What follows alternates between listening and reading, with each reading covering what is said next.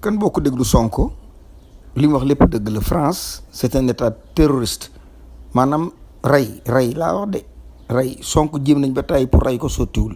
ils l'ont beaucoup essayé. c'est que Sonko ku dugg ci moom da nga jëfur dañu jëfur wax ko de, mais ils ont plusieurs fois tenté de le tuer et de le faire disparaître. waaw bu ndig la waxi Sonko ci daañu xam lu bari kan ko déglu ba xam, parce que lii jaarul du dëgg du yoon te ñëpp xam nañ ko ci France kan déglu Sonko. Des ambassadeurs dans des émissions du dimanche pour qu'ils se prononcent sur des procédures judiciaires en cours au Sénégal. Un ambassadeur qui le ferait en France, il ne fera pas une heure de plus en France. Mais en soi, que cet ambassadeur se prononce, c'est une chose, mais qu'il puisse dire il sera difficile de faire disparaître Sonko. On peut essayer de faire disparaître Sonko. Disparaître. C'est un lapsus révélateur. Et il n'invente rien. Parce qu'en Afrique, on a l'habitude de faire disparaître des opposants. Il ne l'aurait jamais dit en France. Qu'ils disent que ça va être difficile de faire disparaître Sarkozy. Qu'on le comprenne au premier degré, c'est-à-dire une disparition physique, ça pose problème. Mais on l'a vu en Afrique et on l'a revu.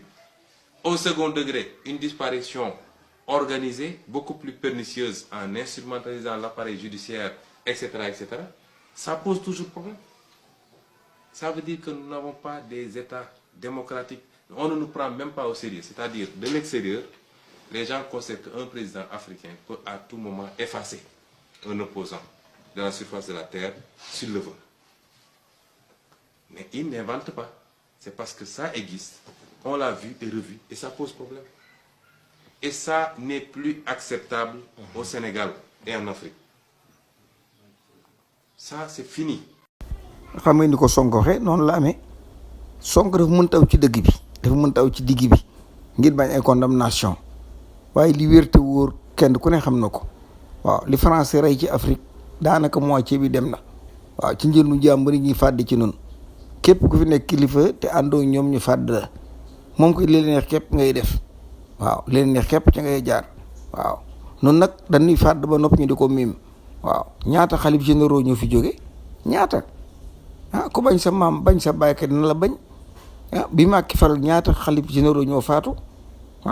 te fan yi Macky jógalaat na Mbàkke jógalaat na leen de. waaw ni ngeen jóg taxaw.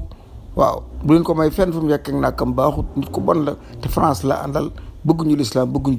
billaay Sonko wax na dëgg. gisu ko dof da nga dem. ku dof la ñu fàdd la. la popularité de l'islam est une menace en Occident.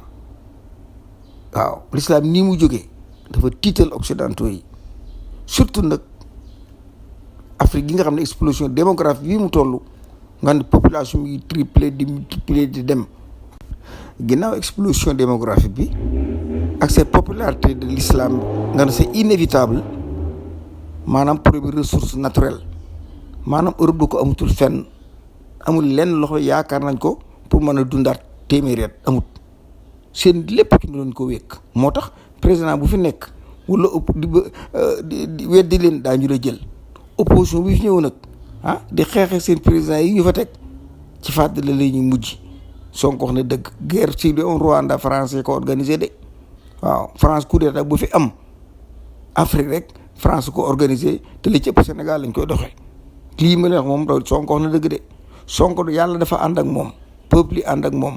muy ko gore gëm li muy def doon un patriote doon nit ku dëggu doon nit ko na aar boppam loolu ko ci tax a mucc waaye ku yàlla gém caaxaat daani lu la Sonko journal bi dafa jëfur sax bi wax tey ko waaw Sonko moom dama ne plan boo ko tëral rek buntu xéewal la plan boo ko lalal rek ay bagage la pour moom waaw ba tax na français da ngeen dal te dal.